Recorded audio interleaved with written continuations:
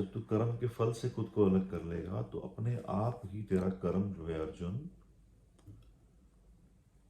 वो रहेगा ही नहीं तेरा। जब तेरा कर्म ही खत्म हो जाएगा तो फिर कर्म मैं कर रहा हूँ, इसका मतलब अगले आने वाले फलों से तू मुक्त हो जाएगा। धीरे धीरे तेरा मार्ग मेरे तक आने के लिए प्रशस्त होता चला जाएगा। अभ्यास से श्रेष्ठ होता है ज्ञान, मगर श्रेष्ठ इस ज्ञान से भी है ध्यान। समझ ध्यान से बढ़ के फल थे। वो कहते हैं अभ्यास से श्रेष्ठ ज्ञान है, ज्ञान से श्रेष्ठ ध्यान है, लेकिन ध्यान से भी श्रेष्ठ ये फल का त्याग है।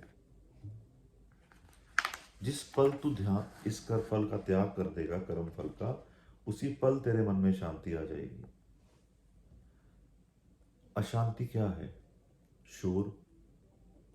शोर क्या है? जो हम सुनना नहीं चाहते वो सुनना पड़े, वो शोर है। जो हम देखना नहीं चाहते वो देखना पड़े, वो शोर है। जो दुख पाना नहीं चाहते पाना पड़े, वो हमारे अंतर मन का शोर है। दुखता है दिल हमारा, यही शोर है ना, यही अशांति है। जैसे ही शांति आई, सारा शोर समाप्त हो गया। अब बताते हैं अशांति क्या है। जल का गिरना, वो भी शोर है कभी कहीं पे आके, चाहे जल प्राण है। वायु का आंधी रूप ले लेना, वो भी शोर है। अग्नि का प्रकट होकर प्रचंड हो जाना, ये भी शोर है। पहाड़ों का हिल जाना, ये भी शोर है। सब शोर ही तो है। लेकिन शांति कहाँ है? जहां ये सब नहीं है। शांति कहाँ है? जहां पे अर्जुन मैं हूं, वहां प्रकृति मेरे अधीन है। इससे आगे बोलते हैं, नहीं द्वेष जिसको किसी जीव से है, प्रेमी तो सब पर दया भी करे। अहंकार ममता ना जिसको कहीं, क्षमाशील शील सम रहता सुख दुख में। जिसको किसी से द्वेष नहीं है, शिकायत नहीं है, ये समझता है कि या तो कर्म मैं कर रहा हूँ या भगवान कर रहे हैं, तीसरा कर्म करता तो है ही नहीं। जो सामने वाला मनुष्य है वो मेरे साथ कर्म ही नहीं कर सकता, वो सीधा सीधा कर्म भगवान के साथ कर रहा है।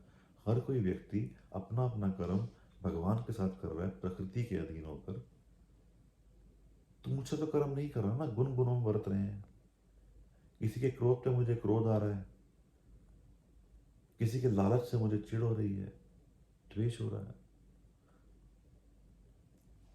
तो गुण गुणों में बरत रहे हैं, कर्म कर्मों से नहीं बरत सकते। कर्म तो भगवान के साथ ही होता है। अगर ये सत्य हमने जान लिया कि जो भी कर्म कर रहे हैं वही कर रहे हैं, तो उसके बाद सब पर प्रेम आएगा, द्वेष नहीं आएगा। अहंकार खत्म हो जाएगा, क्योंकि अहंकार तो कंपटीशन से आता है। अहंकार तो मेरे आसपास कोई कम कर रहा है, मैं अधिक कर रहा हूं, वहां से आता है। जब मुझे सब में ये दिख रहा है कि वो सब भगवान के लिए कर्म कर रहे हैं या भगवान उनके लिए कर रहे हैं, तो मेरा कर्म किसी और से बड़ा कैसे हुआ? किसी और से बड़ा नहीं हुआ तो अहंकार नहीं आया। ममता कैसे हो सकती है? जब मुझे लगे कि मैंने कुछ किया। दी गई परिस्थितियों में अपने द्वारा किए गए कर्म के अनुसार मुझे जो फल मिला, और परिस्थितियां जब जब मिलती हैं, मैं उन परिस्थितियों में जब मजबूर होकर या परिस्थिति वश बंधा हुआ कोई कर्म करता हूं, तो मैं नहीं कर रहा होता, तब भगवान का न्याय कर रहा होता है। लेकिन अगर मैं कर्म कर रहा हूं तो उन परिस्थितियों में ही कर रहा हूं जैसा मुझे स्थान दिया गया और ये वातावरण दिया गया। तो फिर ममता कैसी?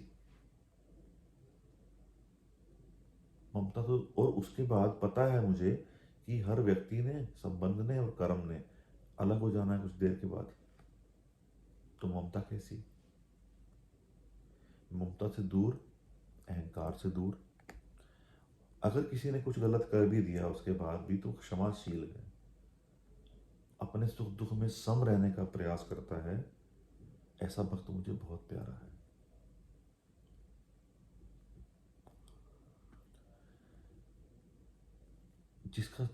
जिसका निश्चय दृढ़ है, उसने नियम तय कर लिए और निश्चय से वो उनका पालन कर रहा है। संतुष्ट रहता है असंतुष्टि के बहुत कारण बनते हैं, लेकिन फिर भी संतुष्ट रहता है। जिसने अपनी मन और बुद्धि मुझे अर्पण कर दी, मन यानी अपनी प्रकृति मुझे अर्पण कर दी, और बुद्धि यानी अपना तर्क मुझे अर्पण कर दिया, मेरे को मुझे वही भक्त प्यारा है।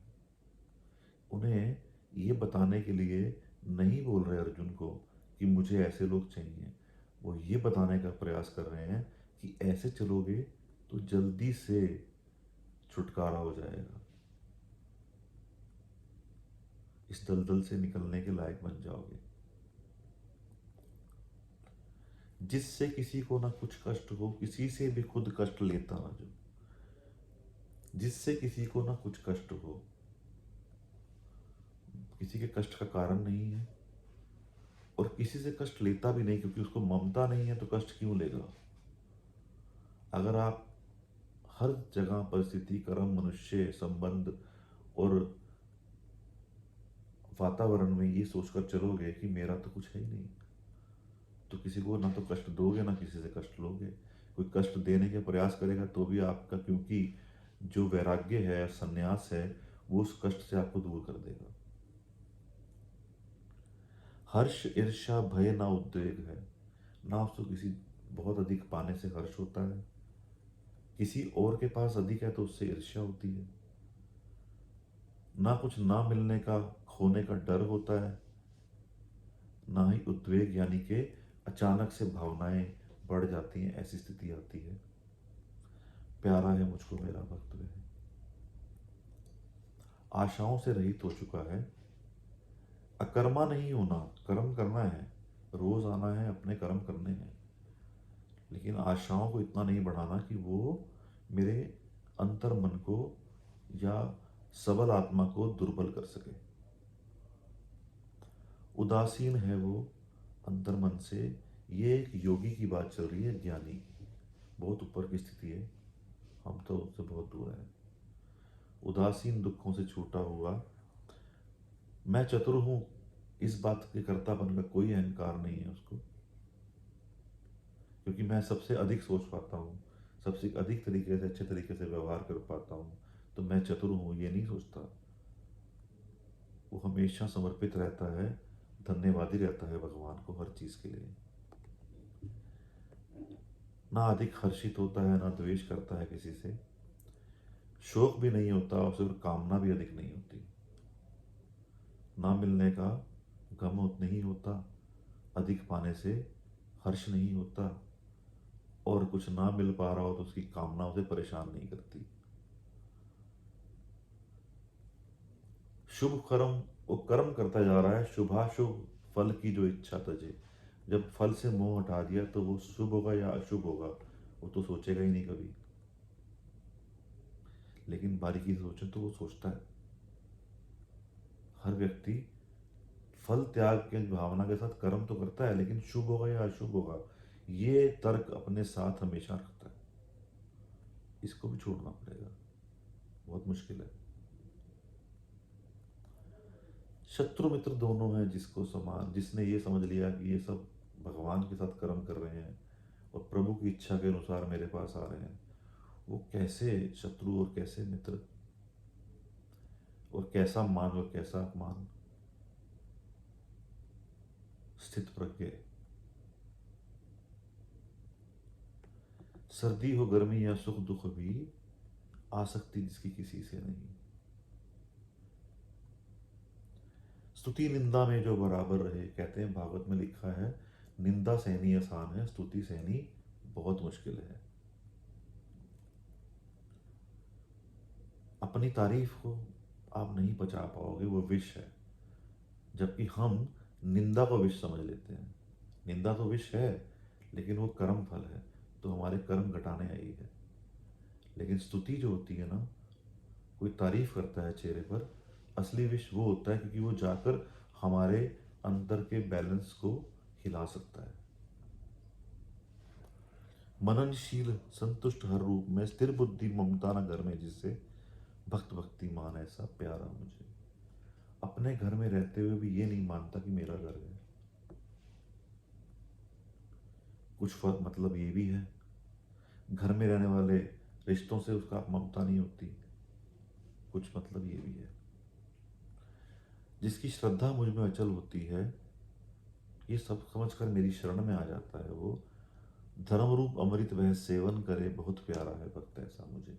धर्म वो जो इस दुनिया को चलाने के लिए बनाया गया है। भगवान के बोलने और गणेश जी के लिखने तक किताबों में भी दोष नहीं आया था, ग्रंथों में भी दोष नहीं आया था, लेकिन विभिन्न टीका जो लिखे जाते हैं, थोड़ा सा उसमें लिखने वाले का प्रकृति दोष, थोड़ा सा अपनापन आ जाता है। मैं क्षमा चाहता हूँ, मैं किसी के लिए नहीं बोलना चाहता, लेकिन ये भागवत में ही लिखा है। तो ज्ञान कभी पूर्ण परिपूर्ण स्थिति में नहीं आ सकता, इसलिए धर्म का सही अर्थ हम अक्सर समझ नहीं पाते। भगवान ने पांडवों को क्या दिया, आप इससे समझ लीजिए। जब भगवान ने कहा कि जाओ और भगवान शिव से क्षमा मांग कर आओ, तुमने भाइयों की हत्या की है। भगवान शिव जानते थे कृष्ण ने भेजा है। भगवान शिव को कौन कौन स्वाधीन है वो, उनके अलावा सब भगवान के अधीन है, वो खुद स्वाधीन है, स्व अधीन स्वाधीन है वो। उसके बाद भी उन्होंने वहां से भागने की कोशिश की, क्योंकि ये जानते थे कि ये अर्जुन भगवान कृष्ण में एक हो चुका है, तो कृष्ण खुद ही आ रहे हैं, मैं कैसे मना करूंगा। ये पांडव ने जो इन्होंने किया, गीता सार के बाद किया, तो महाकाल तो भगवान कृष्ण खुद खड़े थे, मैं इन्हें कैसे कर्मफल से रोक सकता हूं। दो कारणों से वो भागे। एक तो ये कि जब तुम महाकाल बनकर खड़े थे, मैं साथ ही तो था, इनका क्या दोष है। लेकिन क्योंकि भगवान सब कर्म के मार्ग से दिखाते हैं दुनिया को, दिखाने के लिए उन्होंने भेजा। और दूसरा कारण ये था कि भगवान शिव ये जानते थे कि जब कृष्ण मेरे सामने खड़े हैं, तो मैं मना कैसे कर सकता हूं। एक तो मैं साथ था जब ये कर्म हो रहा था विश्व रूप में, और मैंने कहा कि ये तो मर चुके हैं अर्जुन, तुम्हें सिर्फ निमित्त बनना है। और एक तरफ मैं ये कैसे कह सकता हूँ, जब मेरे सामने खड़े हैं कृष्ण, में मना कैसे कर सकता हूँ, इसलिए भागे थे। इतनी शक्ति है उनके ऊपर समर्पण करने से। आप एक बार समर्पण करके तो देखो। लेकिन इस योग का 12वें अध्याय का पाठ आप लगभग रोज करो। व्यवहार का उत्तम, सबसे सर्वोत्तम चरित्र इसमें बताया गया है। बहुत जल्दी बाहर निकाल देता है आपको ये दुनिया से, झंझटों से, तमस से, रजस से। आज वाणी को यहीं विराम देते हैं। जय श्री कृष्ण, जय श्री राधे, जय भगवत गीते, जय गौ माता, जय गुरुदेव।